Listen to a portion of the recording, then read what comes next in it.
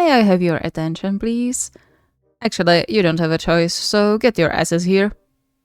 Uh-oh, that's usually how the bad challenges start. Don't even say that. I'm not doing anything mean. Me neither. Relax, nothing mean. Just out of curiosity. Uh-huh. Seriously, I'm curious about Samu's reaction, so why not make it a challenge for you too? Atsumu said you had some setback a while ago. That's not good for the challenge. Yeah, a little bit. But it's fine, we talked it out. Mostly. Great. Maybe we shouldn't agree out of principle. With all due respect, Iwaizumi-san, you shouldn't be talking with your history of challenges. Preach. Okay, fine, I guess that's fair. Anyway, before everyone gets too derailed, the challenge is to leave the bed in the middle of the night to see what your partner will do. That doesn't sound too bad. I told you it's not mean, didn't I? Okay, that I can do, I suppose. Perfect. Anyone against? No? Great. Go ahead then.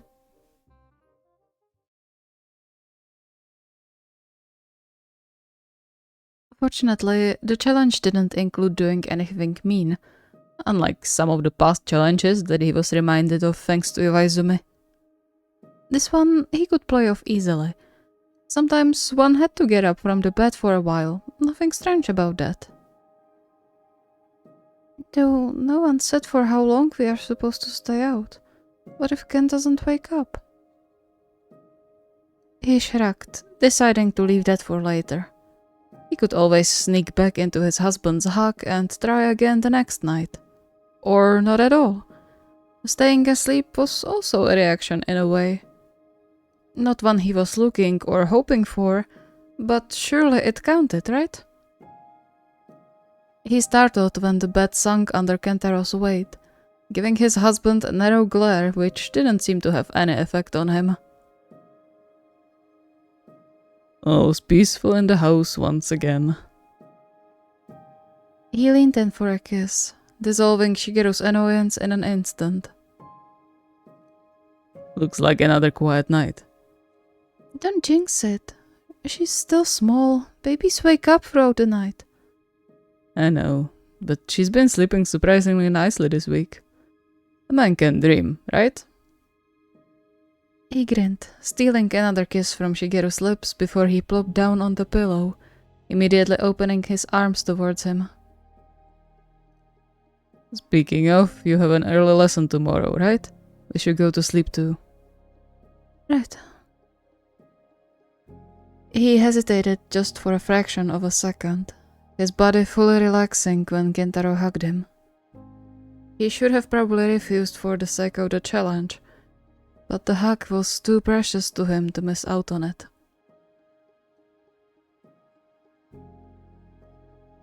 Despite his best attempts, he couldn't fall asleep at all that night.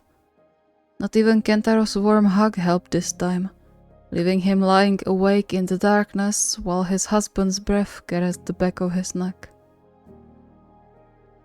Might as well do the challenge then. Carefully, he slid from Kentaro's grasp and out of the bed, heading out of the bedroom as quietly as he could. The nightlight in the hallway, a remnant of his night terrors, helped a lot, leading him through the house until he stopped by the slightly open door to Aiko's room. There was no crying coming out, nor any other sound that would spike worry. And yet Shigeru found himself instinctively peeking in. A soft smile curled his lips when he spotted Aiko sleeping contentedly in her crib, with Bruno sleeping just as peacefully under it, like the amazing guardian he was. Almost enough to make me jealous. He missed having Bruno sleeping by their legs, he couldn't lie. But some things and people just took priority, even for the pupper. He understood that from the day they brought Aiko home. Everything okay? He flinched when the gruff voice sounded by his ear. No, she's alright. I just stopped by to check. Kentaro hummed, apparently not fully convinced, and hugged him from behind, the usually reassuring weight on his shoulder now burning like living embers. Stop by, huh? On the way where? Bathroom? Right. He stayed quiet for a while before nuzzling deep into Shigeru's neck. Well, as long as everything is fine. What does that mean? That you tend to overthink stuff, especially since we got Aiko. I don't... Yes, you do. The grip around his waist tightened, warm breath ghosting over his skin as Kentaro looked up at him. You're doing great. You manage all the parenting stuff so well, you put most bio-parents to shame. How, when I still can't even give her a bath? One thing. It's one thing, while you manage everything else. There's enough time for both of us. Shigeru wanted to oppose, say that it wasn't as easy as Kentaro made it sound since he aced every step of their parenting journey so far. But he wouldn't achieve anything besides making Kentaro worry again. And so he just nodded and leaned into the hand caressing his cheek, for a moment forgetting the dread swirling in his mind. Right. Okay. Come on, let's get you back to bed. You need to sleep. Shigeru followed him without protest, shivering lightly when Kentaro pulled him to his chest again. He just had to work on himself. That was the only way to get worthy.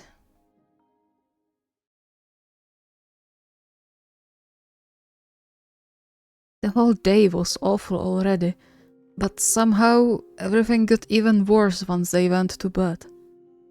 What usually served as his soothing space now caused Semi even more discomfort, especially once the urge to cough started to become unbearable. His throat started hurting again in the morning already, but being used to it, he didn't make a fuss about it. It was just his body making his life difficult, just like it did for the past almost a year. There was no need to rattle Shirabu with it. Yet, this time, it seemed like he wasn't going to get away that easily. He clenched his jaw, pressed his lips together and covered his mouth to still the coughing fit ready to burst from his lungs, his whole body jerking against his best efforts to stay still. Damn this all. Sensing the shortest of breaks, he crawled out of the bed and rushed out of the bedroom as quietly as he could in his state, shutting himself in the first room he came across before his throat exploded in pain. Shiver ran down his back when he spotted blood on his hands and in the sink, his whole throat feeling like he has swallowed glass. Where did this come from? It was going so well already. Another coughing fit tore through his body, helpless tears entering his eyes as he broke in waste over the sink to not make a mess everywhere else. It's supposed to be getting better. Why is it still not getting better? If it goes on like this, then... He let out a shaky sigh, leaning his forehead against the cold porcelain. It's not going to go away, is it? It's over. It was a thought he had been trying to suppress for a long time. Maybe ever since he woke up in the hospital after several surgeries that saved his life, but rendered his voice useless. He tried so hard not to think negatively about the future, and thanks to Shirabu's encouragements, he managed to hold up. He should be grateful to be alive, he knew that. But now... he just wanted to curl in a corner somewhere and cry. Ita, are you okay? I heard you... Shit, wait here. He ran out of the door before Semi properly registered his presence, the echo of footsteps sending cold dread through his body. He wanted to avoid this, make sure Shirabu wouldn't be worried because of him again, and yet... Just as suddenly as he disappeared, Shirabu appeared in the bathroom again, handing him a familiar small bottle. Here, try drinking this. Shush, don't talk, you'll make it worse. His face and voice was surprisingly steady, his doctor persona taking over. Yet his hands trembled as he wrapped a warm cloth around Semi's neck. Semi did as he was told, taking a little sip of the soothing juice to test the waters. However, as soon as he tried swallowing the liquid, scorching pain spread through his whole throat as if it wasn't a juice but razor blades he put into his mouth. Shirabu had to see it in his face as his eyes widened and he snatched the bottle from him again. Okay, no good, I see. Let's not do this again. Keep the cloth on, try not to swallow too much. I'll get Ko, you go to the car, okay? That meant they were going to a hospital. Again. Semi tried to protest, tried reaching out to stop Shirabu from leaving the bathroom to wake up Kosuke. But his body decided it wasn't the time for that. As if in a dream, he wobbled after Shirabu and headed to the main door of their apartment, focused only on his breaths and not swallowing like Shirabu told him. He wasn't even sure how he got to the car. He just recalled Shirabu ushering him into the passenger seat and spinning out of the little parking lot in the direction of his workplace.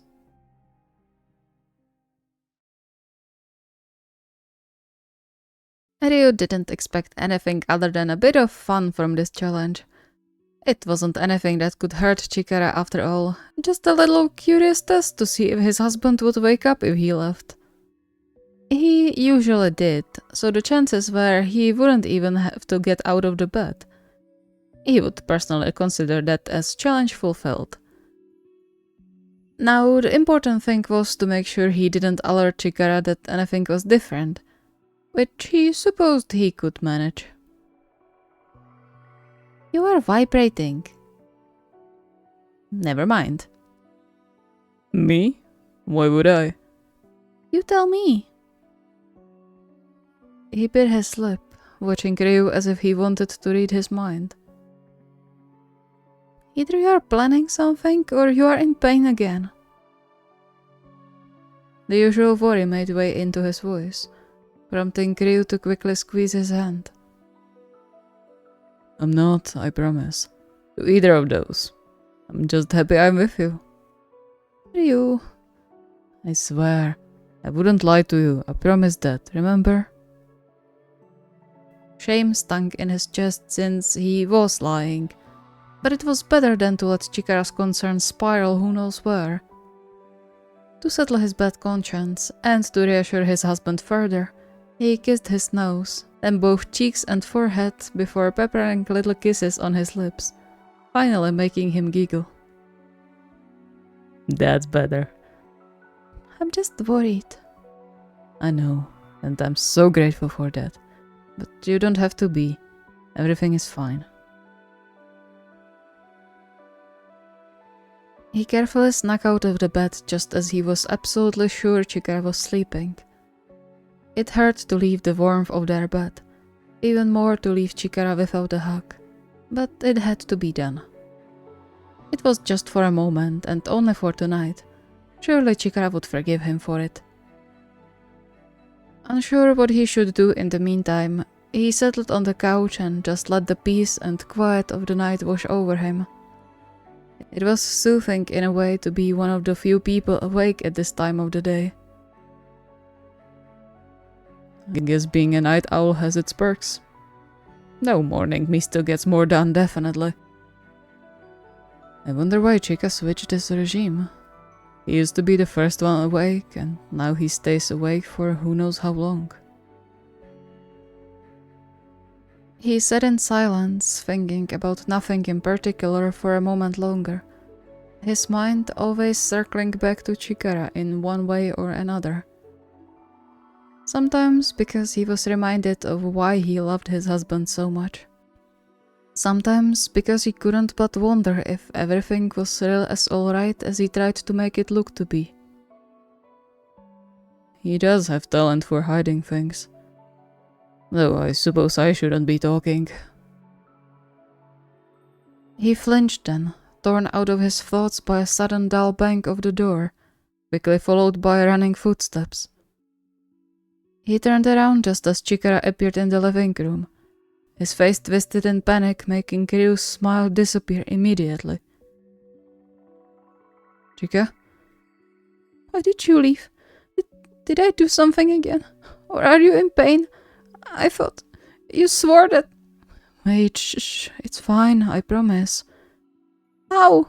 You left again. What did I do wrong? He was shaking, his eyes glossing over quicker than Ryu managed to spring up from the couch and rush to him, pulling him to his chest. Shh, please don't cry. You didn't do anything wrong. I'm so sorry, it was a challenge. To leave and see what your reaction would be.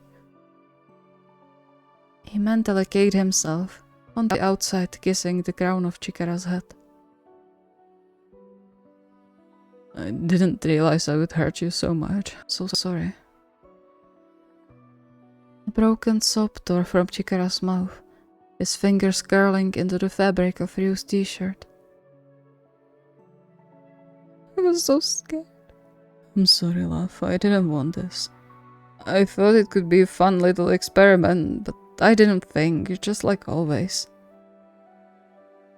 He squished him a bit tighter, taking stability from the fact that Chikara wasn't pushing him away, but more so on the contrary.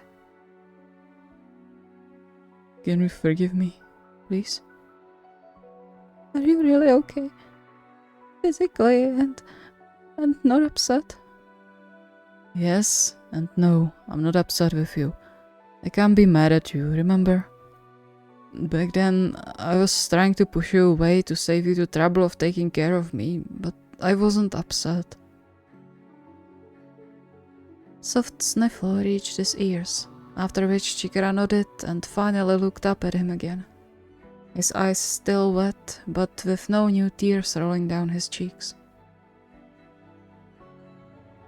So, you'll come back to bed now? Of course. Come on, you need to rest. I'm not going anywhere, I promise.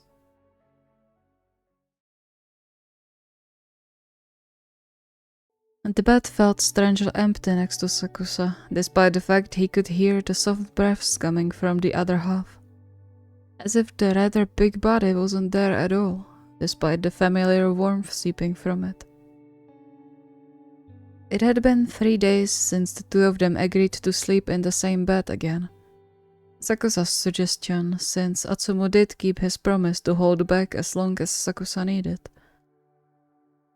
It was an attempt to help rebuild the bridge between them, but so far Atsumu stayed strictly on his side of the bed as if afraid to cross some invisible line, and it didn't bring them closer like Sakusa's hoped.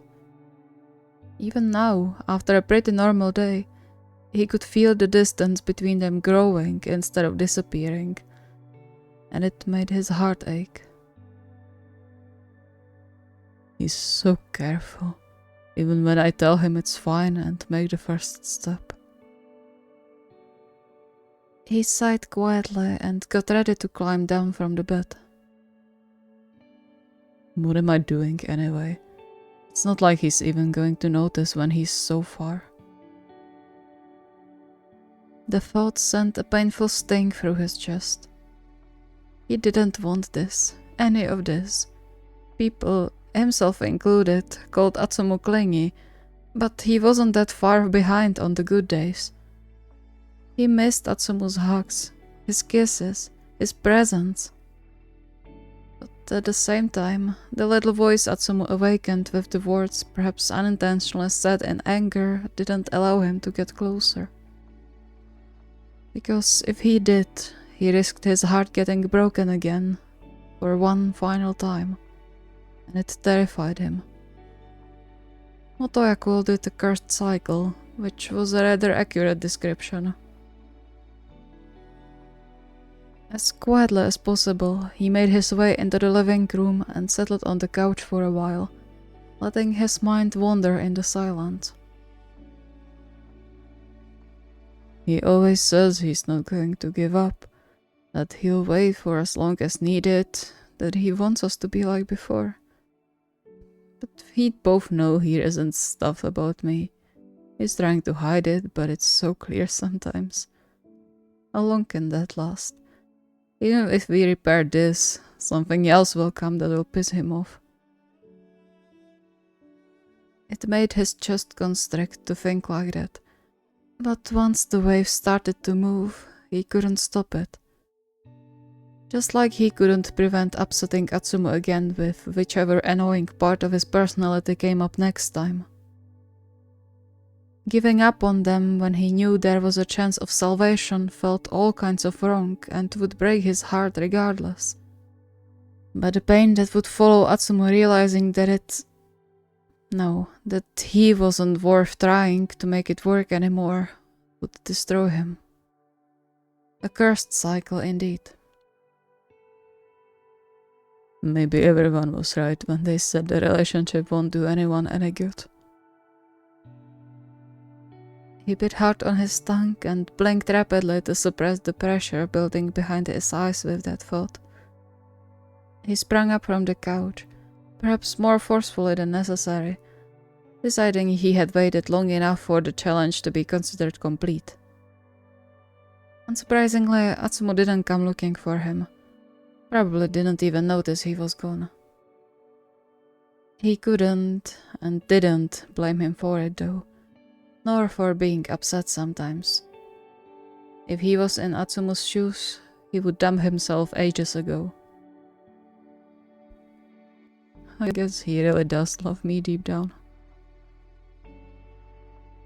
He paused then, not because of that thought, but because of the sight that opened before him once he entered the bedroom. Atsumu was still deep asleep, that much was obvious.